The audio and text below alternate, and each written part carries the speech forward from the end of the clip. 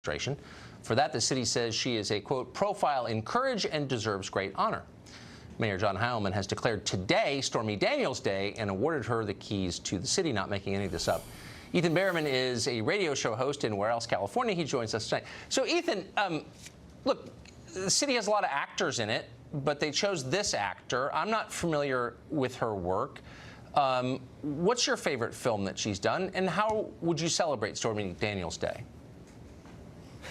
I don't know any of her films either, Tucker, other than, here's the deal. West Hollywood is known for its LGBT community. The Trump administration, regardless of the rhetoric from President Trump on the campaign trail, has not been particularly LGBT friendly. So the city has chosen to use Stormy Daniels to celebrate her. She's fighting the president.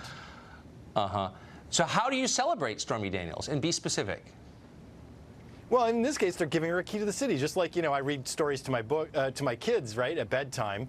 Tucker, I'm sure you do the same thing. So I read them the Curious George. But not Stormy Daniels related stories, right?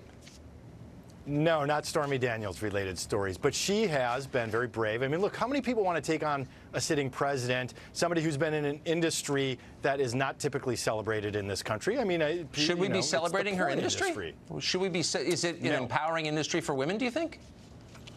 I think that there are a very select few women who do view it that way, and there are some feminists.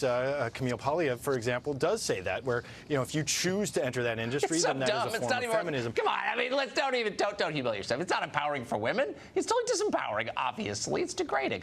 But let me ask you this sincerely.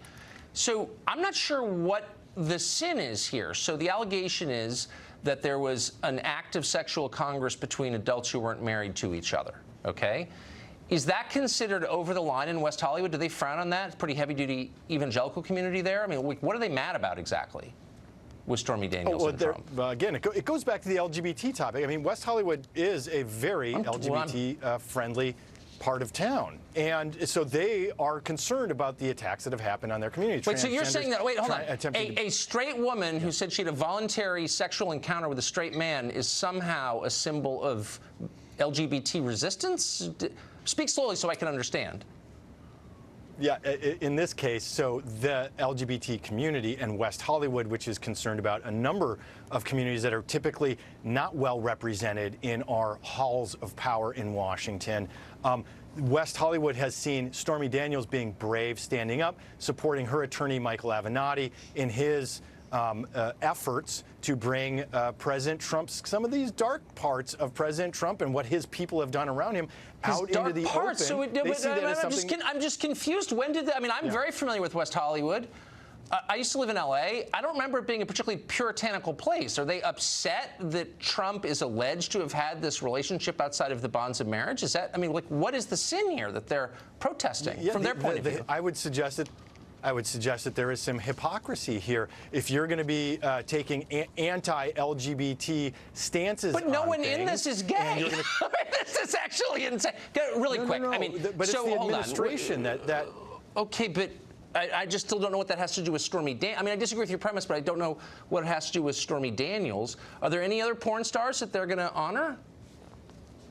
Well, she's the one who's leading the fight. She's exposing a lot of what's happening in Washington. Look what happened with Michael Cohen today. I mean, the taxi king flipped.